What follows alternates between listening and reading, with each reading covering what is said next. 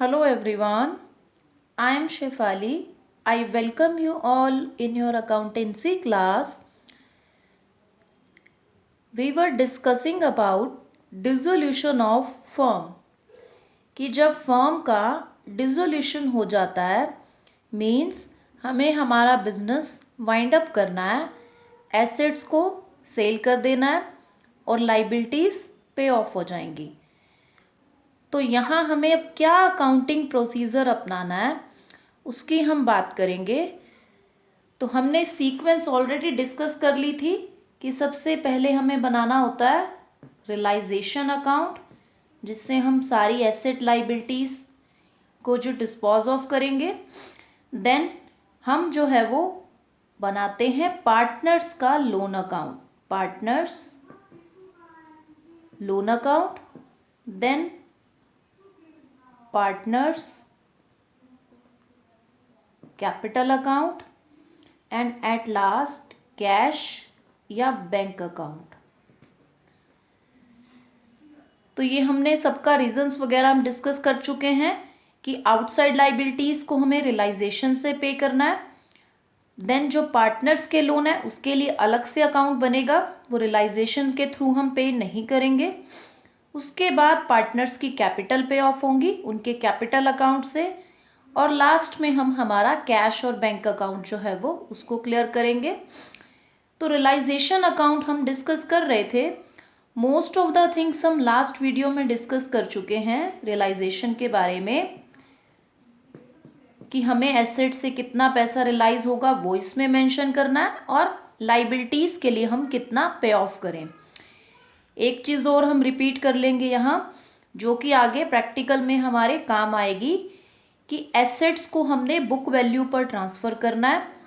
कोई भी प्रोविज़न वगैरह जैसे डेटर्स में से प्रोविज़न फॉर डाउटफुल डेब्ट्स है तो डेटर्स अपनी फुल वैल्यू पर ही ट्रांसफ़र होंगे रियलाइजेशन में। प्रोविज़न लाइबिलिटी साइड पर यानी क्रेडिट साइड में हमने जो है रियलाइजेशन की ट्रांसफ़र करना है इसको, जहाँ बाकी लाइबिलिटीज़ ट्रांसफ़र हो रही हैं। सेकंड, अगर हमारे पास अदर कोई इन्फॉर्मेशन नहीं है कि एसेट्स हमारी जो है वो सेल हो रही हैं या नहीं, तो जिस एसेट के बारे में नहीं है उसका कोई सेल वैल्यू आपको नहीं मिलेगा। लाइबिलिटीज़ के बारे में कहा जाए या ना कहा जाए, आपको सारी लाइबिलिटीज़ को पे ऑफ कर देना है जो आउटसाइड लाइबिलिटीज़ हैं। प्रोविज़न्स पे नहीं होते हैं, प्रोविज़न सिर्फ लाइबिलिटी के नाम पे ट्रांसफ़र होंगे, वो पे नहीं होते हैं क्योंकि आप उनको खुद अपने प्रॉफिट में से क्रिएट करते हो, उसको पे नहीं करना है किसी को। अब हम बात करते हैं कुछ स्पेसिफिक प्रोविज़न होते हैं जिनके अगेंस्ट कई बार क्लेम भी अराइज हो जाते हैं। जैसे कि अब बात अगर मैं करूं वर्कमैन कंपनसेशन फंड की, तो वर्कमैन कंपनसेशन फंड जो है इसके अगेंस्ट कई बार क्लेम भी आ जाता है। अब दो सिचुएशंस हैं, या तो क्लेम होगा या नहीं होगा। If there is no claim then आप क्या करने वाले हैं, जितना भी अमाउंट है इसका वो सारा आप पार्टनर्स को ट्रांसफ़र कर देंगे उनके कैपिटल अकाउंट में। तो पार्टनर्स कैपिटल अकाउंट में आप इसको जो है वो पूरा का पूरा ट्रांसफ़र कर देंगे, उनके कैपिटल अकाउंट क्रेडिट हो जाएंगे। If there is some claim, कि अगर क्लेम है तो आप क्या करेंगे, workman compensation fund account debit to जितना क्लेम है, जैसे कि आपका तो जितना क्लेम है आपका, सपोजिंगली आपका 50,000 का वर्कमैन कंपनसेशन फंड है, उसके अगेंस्ट आपको 10,000 का क्लेम अराइज हो रहा है, तो जितना क्लेम है उतने क्लेम के जितना मनी आप जो है वो रियलाइजेशन में डाल दें। 10,000 का क्लेम है, 10,000 रियलाइजेशन में। टू, बाकी का पार्टनर्स को ट्रांसफ़र कर दो, पार्टनर्स कैपिटल अकाउंट जो भी उनका रेशो है प्रॉफिट शेयरिंग रेशो उसमें उनको वो ट्रांसफ़र हो जाएगा ऑल पार्टनर्स में, बाकी का रेस्ट ऑफ द 40,000। ये तब है जब क्लेम आपका वर्कमैन कंपनसेशन फंड से कम है। अगर क्लेम पूरा ही 50,000 का होता तो पार्टनर्स को कुछ नहीं मिलेगा, सारा का सारा ही रियलाइजेशन में ट्रांसफ़र हो जाएगा। और कई बार क्लेम फंड से भी ज़्यादा भी हो सकता है कि आपका क्लेम जो है वो 60,000 का है। तो यहाँ सोचने वाली बात है कि क्या करें। तो आप क्या करेंगे, जितना आपके पास फंड में है, आपकी कैपेसिटी कितना है कि आपने 50,000 का फंड क्रिएट किया।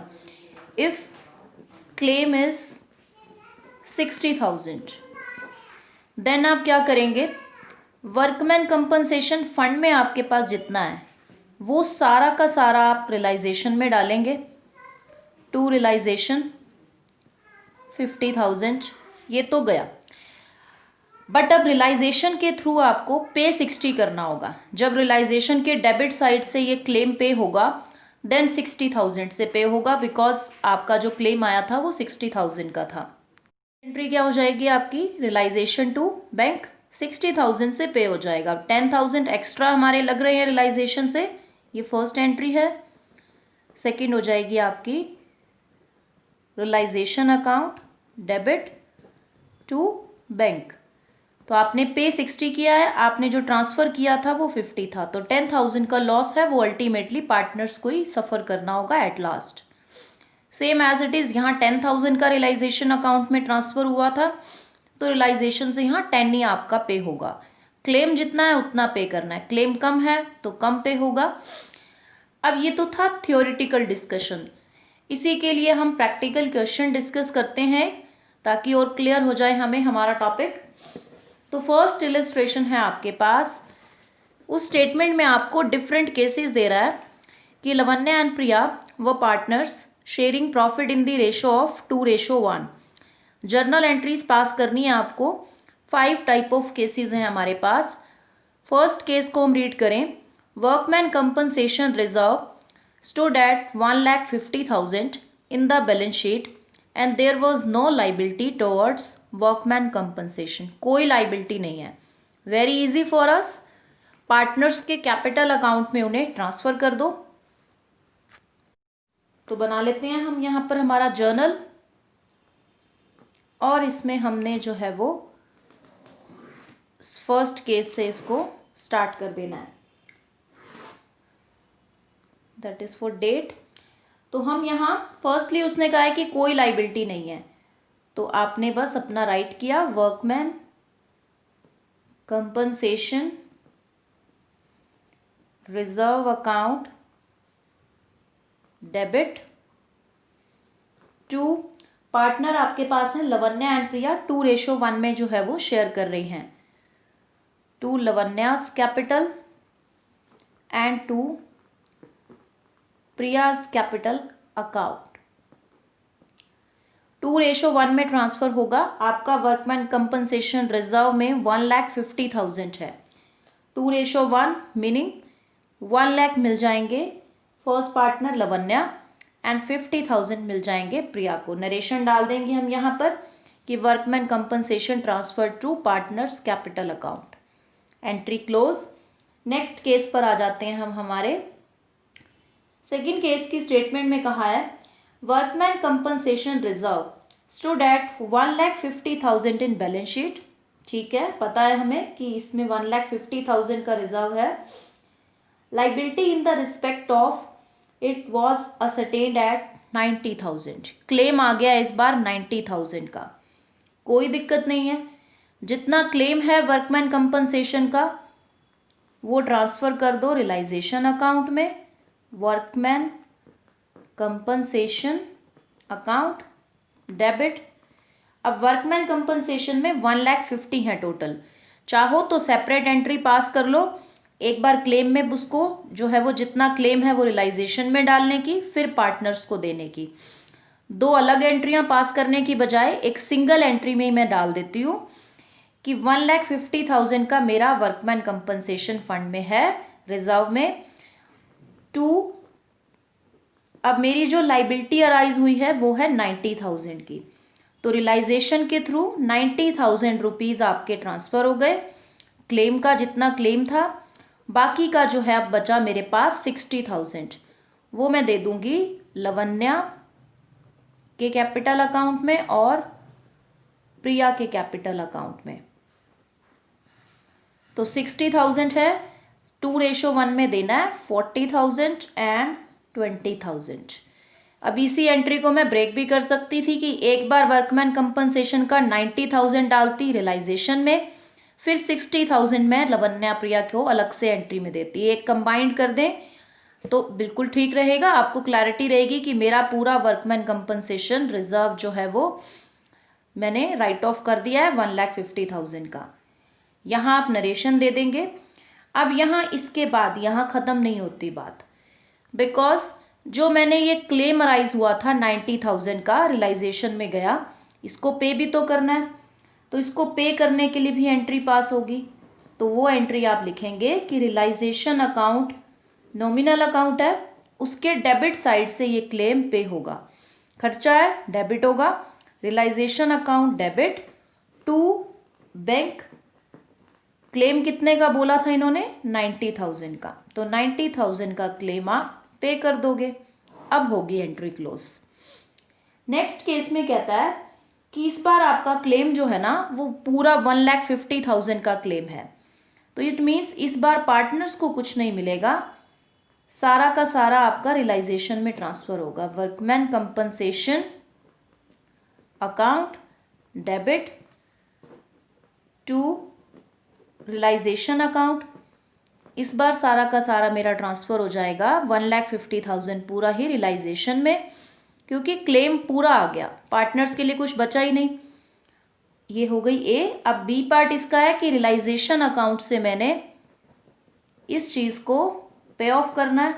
तो realization account debit to bank account. तो 1,50,000 का क्लेम है, उसको मैं रियलाइजेशन अकाउंट से पे कर दूंगी। Entry close. अब आ जाते हैं नेक्स्ट केस पर। नेक्स्ट केस में कहता है कि इस बार आपका जो रिजर्व है वो तो 1,50,000 का ही है वर्कमैन कंपनसेशन का, लेकिन इस बार लाइबिलिटी 2 लाख रुपीज़ की अराइज हो रही है। अब लाइबिलिटी 2 लाख की है, रिजर्व में 1,50,000 पड़े हैं, तो रिजर्व तो जो बन गया सो बन गया, वो बढ़ नहीं सकता। जितने हैं उसमें वो तो डालो रियलाइजेशन में, पे करने की बारी आएगी तो फिर क्लेम तो पूरा ही पे होगा। जो वर्कर्स ने मांगा है क्लेम वो तो सारा ही देना है। लेकिन एक बार वर्कमैन कंपनसेशन रिजर्व में जितना पड़ा है, वर्कमैन कॉम्पनसेशन रिजर्व अकाउंट में मेरे पास जो है वो 1,50,000 पड़े हैं, उतना तो मैंने डाल दिया रियलाइजेशन अकाउंट में। 1,50,000 रुपीज़ हमने जो है वो ट्रांसफ़र कर दिए। अब जो मेरे को रियलाइजेशन अकाउंट से पे करना होगा वो होंगे 2 लाख, क्योंकि क्लेम इस बार 2 लाख का है। नरेशन आप दे देंगे यहाँ। तो realization account debit to bank. आपको जहाँ जो है वो बैंक अकाउंट से क्लेम इस बार 2 लाख रुपीज़ का क्लियर करना है।